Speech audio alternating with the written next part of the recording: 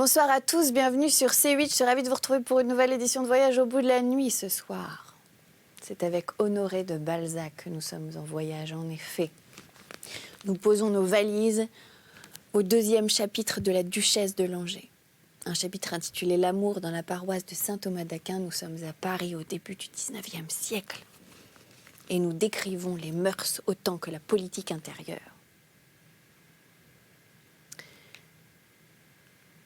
Au commencement de la vie éphémère que mena le faubourg Saint-Germain pendant la Restauration, et à laquelle, si les considérations précédentes sont vraies, il ne sut pas donner de consistance, une jeune femme fut passagèrement le type le plus complet de la nature, à la fois supérieure et faible, grande et petite, de sa caste. C'était une femme artificiellement instruite, réellement ignorante, pleine de sentiments élevés mais manquant d'une pensée qui les coordonnât, dépensant les plus riches trésors de l'âme à obéir aux convenances, prête à braver la société mais hésitant et arrivant à l'artifice par suite de ses scrupules. Ayant plus d'entêtement que de caractère, plus d'engouement que d'enthousiasme, plus de tête que de cœur, souverainement femme et souverainement coquette, parisienne surtout, aimant l'éclat, les fêtes, ne réfléchissant pas ou réfléchissant trop tard, d'une imprudence qui arrivait presque à la poésie, insolente à ravir mais humble au fond du cœur, affichant la force comme un roseau bien droit mais comme ce roseau prêt à fléchir sous une main puissante, parlant beaucoup de la religion mais ne l'aimant pas, et cependant prête à l'accepter comme un dénouement. Comment expliquer une créature véritablement multiple, susceptible d'héroïsme et oubliant d'être héroïque, pour dire une méchanceté, jeune et suave, moins vieille de cœur que vieillie par les maximes de ceux qui l'entouraient et comprenant leur philosophie égoïste sans l'avoir appliquée, ayant tous les vices du courtisan et toutes les noblesses de la femme adolescente, se défiant de tout et néanmoins se laissant parfois aller à tout croire. Ne serait-ce pas toujours un portrait inachevé que celui de cette femme en qui les teintes les plus chatoyantes se heurtaient, mais en produisant une confusion poétique, parce qu'il y avait une lumière divine, un éclat de jeunesse qui donnait à ces traits confus une sorte d'ensemble. La grâce lui servait d'unité. Rien n'était joué. Ses passions, ses demi-passions, cette velléité de grandeur, cette réalité de petitesse, ces sentiments froids et ces élans chaleureux étaient naturels et ressortaient de sa situation autant que de celle de l'aristocratie à laquelle elle appartenait. Elle se comprenait toute seule et se mettait orgueilleusement au-dessus du monde à l'abri de son nom. Il y avait du moi de Médée dans sa vie, comme dans celle de l'aristocratie qui se mourait sans vouloir ni se mettre sur son séant, ni tendre la main à quelque médecin politique, ni toucher, ni être touchée, tant elle se sentait faible ou déjà poussière. La duchesse de Langeais, ainsi se nommait-elle, était mariée depuis environ 4 ans quand la Restauration fut consommée, c'est-à-dire en 1816, époque à laquelle Louis XVIII, éclairé par la Révolution des 100 jours, comprit sa situation et son siècle, malgré son entourage qui néanmoins triompha plus tard de ce Louis XI, moins la hache, lorsqu'il fut abattu par la maladie. La duchesse de Langeais était une Navarreins, famille ducale, qui depuis Louis XIV avait pour principe de ne point abdiquer son titre dans ses alliances. Les filles de cette maison devaient avoir tôt ou tard, de même que leur mère, un tabouret à la cour.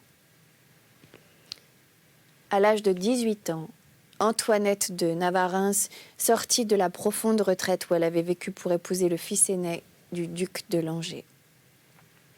Les deux familles étaient alors éloignées du monde, mais l'invasion de la France faisait présumer aux royalistes le retour des Bourbons comme la seule conclusion possible au malheur de la guerre. Les ducs de Navarreins et de Langeais, restés fidèles aux Bourbons, avaient noblement résisté à toutes les séductions de la gloire impériale et, dans les circonstances où ils se trouvaient lors de cette union, Ils durent naturellement obéir à la vieille politique de leur famille. Mademoiselle Antoinette de Navarreins épousa donc, belle et pauvre, Monsieur le marquis de Langeais, dont le père mourut quelques mois après ce mariage. Au retour des Bourbons, les deux familles reprirent leur rang, leur charge, leur dignité à la cour, et rentrèrent dans le mouvement social, en dehors duquel elles s'étaient tenues jusqu'alors. Elles devinrent les plus éclatantes sommités de ce nouveau monde politique. Dans ce temps de lâcheté et de fausses conversions, la conscience publique se plut à reconnaître en ces deux familles la fidélité sans tache.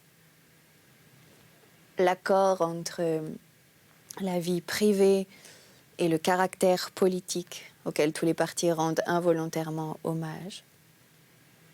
Mais par un malheur assez commun dans les temps de transaction, les personnes les plus pures et qui, par l'élévation de leur vue, la sagesse de leurs principes auraient fait croire en France à la générosité d'une politique neuve et hardie, furent écartées des affaires qui tombèrent entre les mains de gens intéressés à porter les principes à l'extrême pour faire preuve de dévouement.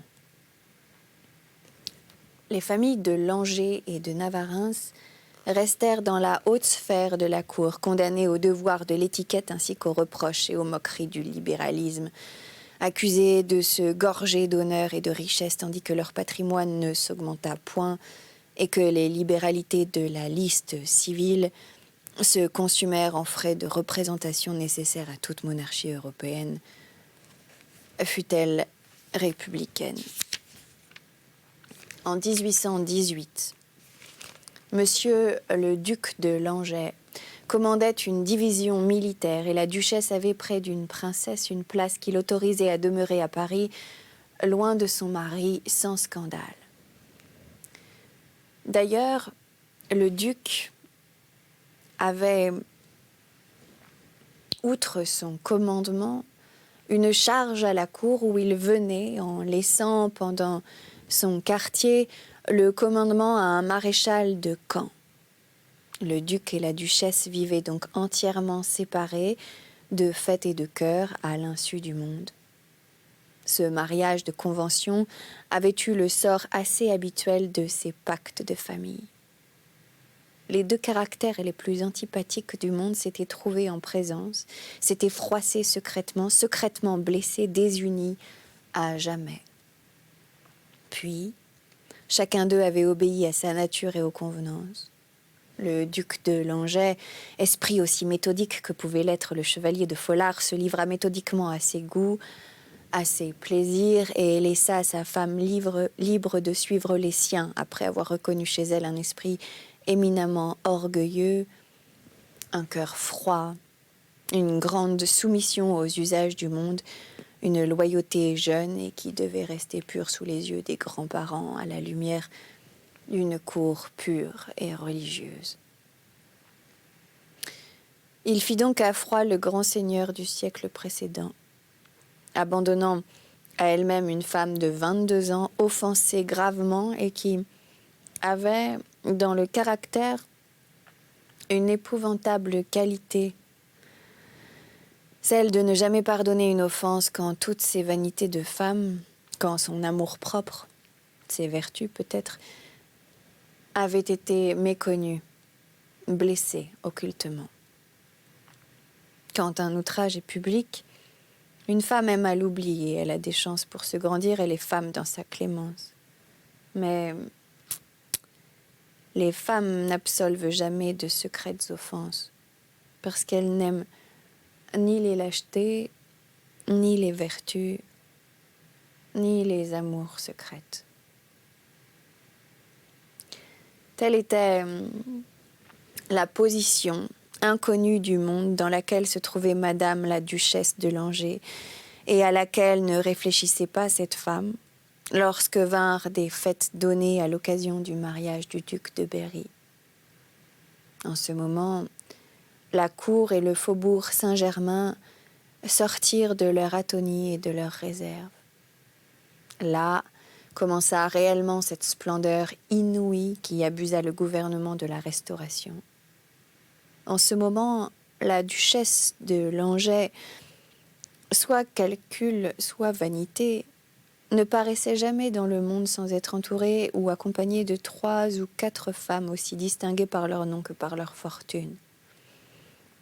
Reine de la mode, elle avait ses dames d'atour qui reproduisaient ailleurs ses manières et son esprit. Elle les avait habilement choisies parmi quelques personnes qui n'étaient encore ni dans l'intimité de la cour ni dans le cœur du faubourg Saint-Germain et qui avaient néanmoins la prétention d'y arriver. Simple domination qui voulait s'élever jusqu'aux environs du trône et se mêler aux séraphiques puissances de la haute sphère nommée le petit château.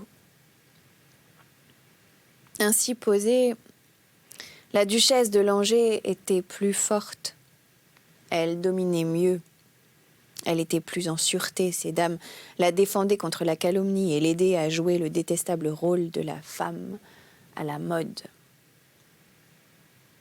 Elle pouvait à son aise se moquer des hommes, des passions, les exciter, recueillir les hommages dont se nourrit toute nature féminine et rester maîtresse d'elle-même. À Paris et dans la plus haute compagnie, la femme est toujours femme. Elle vit d'encens, de flatterie, d'honneur. La plus réelle beauté, la figure la plus admirable n'est rien si elle n'est admirée. Un amant des flagorneries sont les attestations de sa puissance. Qu'est un pouvoir inconnu? Rien. Supposez la plus jolie femme seule dans le coin d'un salon. Elle y est triste. Quand une de ces créatures se trouve au sein des magnificences sociales, elle veut donc régner sur tous les cœurs, souvent faute de pouvoir être souveraine heureuse dans un seul.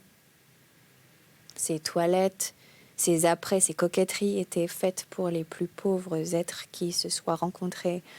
Des fas sans esprit, des hommes dont le mérite consistait dans une jolie figure et pour lesquels toutes les femmes se compromettaient sans profit.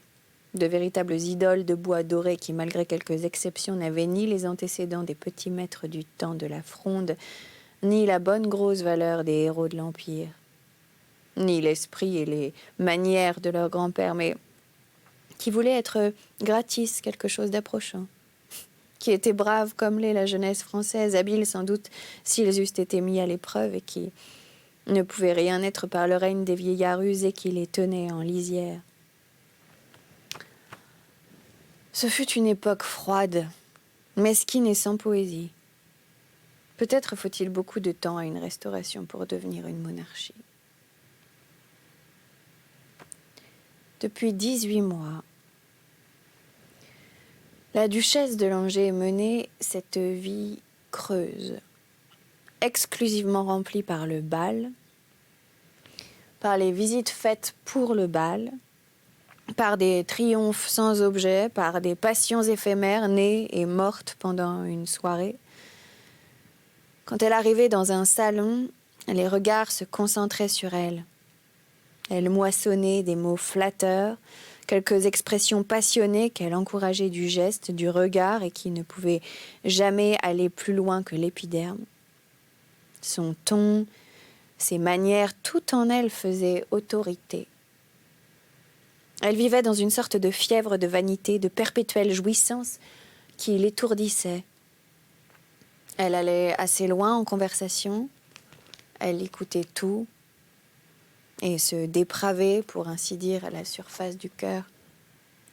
Revenue chez elle, elle rougissait souvent de ce dont elle avait ri, de telle histoire scandaleuse dont les détails l'aidaient à discuter les théories de l'amour qu'elle ne connaissait pas et les subtiles distinctions de la passion moderne que de complaisantes hypocrites lui commentaient. Car les femmes, sachant se tout dire entre elles, en perdent plus que n'en corrompent les hommes.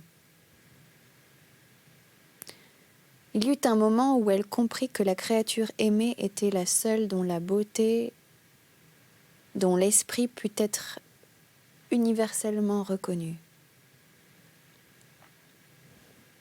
Que prouve un mari? que, jeune fille, une femme était ou richement dotée, ou bien élevée, avait une mère adroite, ou satisfait aux ambitions de l'homme. Mais un amant est le constant programme de ses perfections personnelles. Madame de Langeais apprit, jeune encore, qu'une femme pouvait se laisser aimer ostensiblement sans être complice de l'amour, sans l'approuver, sans le contenter autrement que par les plus maigres redevances de l'amour. Et plus d'une sainte Nitouche lui révéla les moyens de jouer ces dangereuses comédies. La duchesse eut donc sa cour, et le nombre de ceux qui l'adoraient ou la courtisaient fut une garantie de sa vertu. Elle était coquette, aimable, séduisante jusqu'à la fin de la fête, du bal, de la soirée. Puis, le rideau tombé, elle se retrouvait seule, froide, insouciante, et néanmoins revivait le lendemain pour d'autres émotions également superficielles.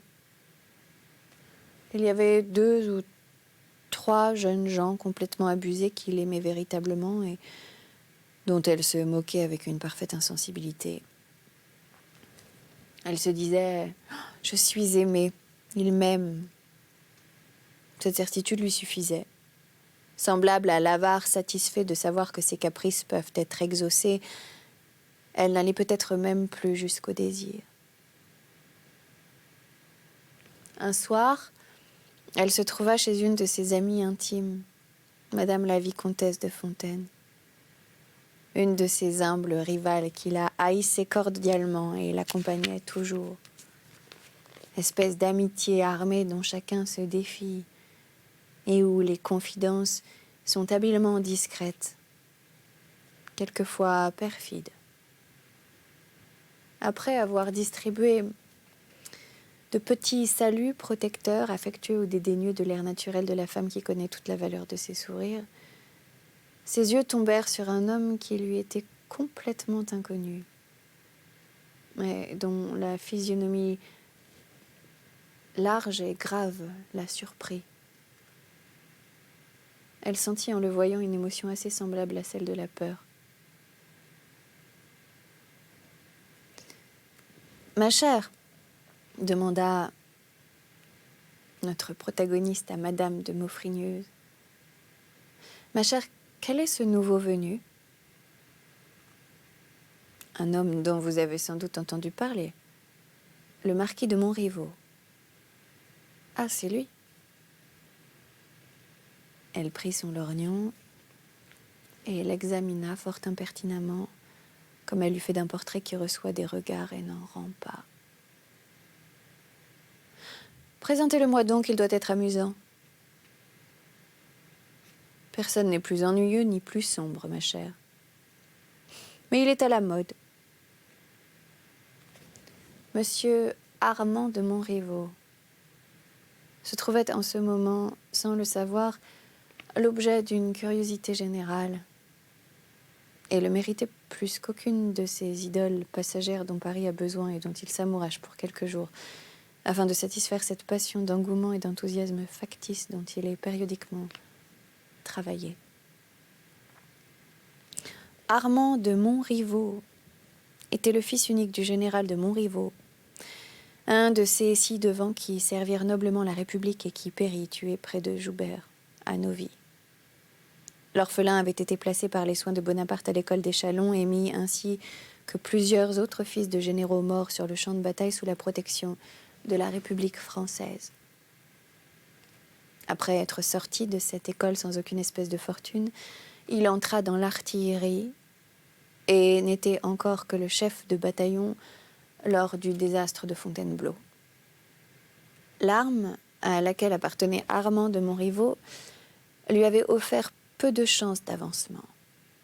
D'abord, le nombre des officiers y est plus limité que dans les autres corps de l'armée, puis les opinions libérales et presque républicaines que professait l'artillerie, les craintes inspirées à l'empereur par une réunion d'hommes savants accoutumés à réfléchir, s'opposaient à la fortune militaire de la plupart d'entre eux.